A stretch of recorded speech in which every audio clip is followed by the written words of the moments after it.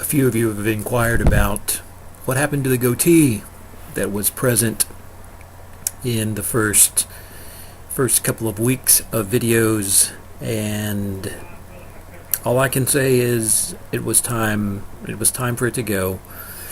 And my daughter was only too happy to help me ensure its demise. She happily grabbed the scissors and had a good time getting rid of that thing. And yeah, it was time. I'm not sure I realized just quite how how nasty it looked until after it was gone, and then I thought, oh, that was pretty bad. So anyway, here we go for finishing up Area 4. As we reach the end of Area 4, and have spent some time thinking about the early Moravian missionary efforts in the First Great Awakening, there are a few things that have struck me during this leg of our journey. There are four in particular. Number one, the story of Count Zinzendorf, the founder of the Moravian Brethren, reminds me that while one may have a passion for international missions, that does not mean that one should go. The good Count clearly was excited about missionary endeavors, but by all accounts, he was miserable as a missionary. Maybe his gifts would have been better used encouraging and supporting and enabling others to go. I don't think there's anything wrong with that model. Number two, the story of many of our Moravian friends in the 1700s reminds me that there is always sacrifice involved in missionary work. The Moravians sailed for distant lands in an age before Google Earth enabled them to see where they were going. Language barriers were significant. Travel was treacherous. Catching some type of disease was likely, and medical care was rudimentary at best. Basically, when Moravians went to the mission field, they were signing up for an early death. Yet because of their experience of the risen Jesus and their desire for others to hear of him as well, the sacrifices paled in comparison with the hope and opportunities that they saw with presenting the gospel to people who haven't heard before. Number three, the story of Jonathan Edwards and the early stirrings of revival at his church in Massachusetts Bay in the 1730s reminds me that revival is impossible to predict. By his own admission, Edwards did not consider himself a great or dynamic preacher.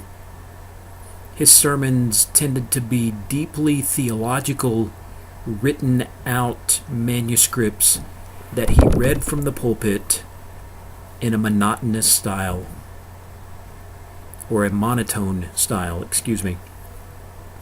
In other words, he was not on anyone's top 10 preachers list. And yet God moved in his congregation and in his town. It was the surprising work of God, to use Edwards' own phrase. Edwards believed that the Spirit blows and moves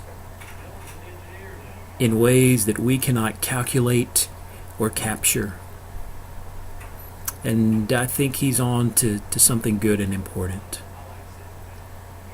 Fourth and finally, the story of George Whitefield reminds me that sometimes change is good. In many ways, Whitefield challenged the established religious order of the day. He was an Anglican, strongly influenced by Calvin's theology, who believed in the necessity of individual conversion experience. His preaching was extemporaneous rather than scripted, personal rather than theological, purposefully emotional with the aim of calling people to repentance. In effect, his preaching rattled the cages of the established ministers of his day. And as a result, when he came to America to begin his preaching tours, a continuation of preaching that he had been doing in England for several years, few churches opened their doors, and few preachers offered their pulpits to Whitefield. So Whitefield opted to preach outdoors, and the crowds came. And many people tell us that the churches of the day would not have been able to hold the crowds who came to hear Whitefield anyway. Some historians have estimated that between 1740 and 1743, Whitefield had several preaching tours in America during that time period, that 80% of the people who lived in the American colonies at the time heard Whitefield preach. 80%.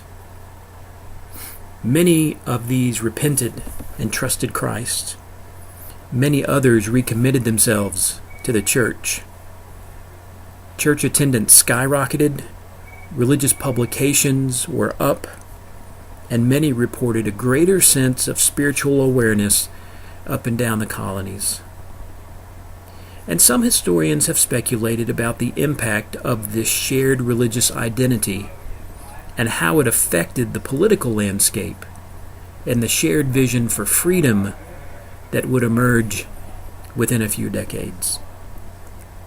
I hope there are some other things that these readings have prompted you to think about as we've read and thought about the Moravians and the First Great Awakening. I look forward to reading on the discussion board and in your reflection papers about some of the things that this has prompted for you.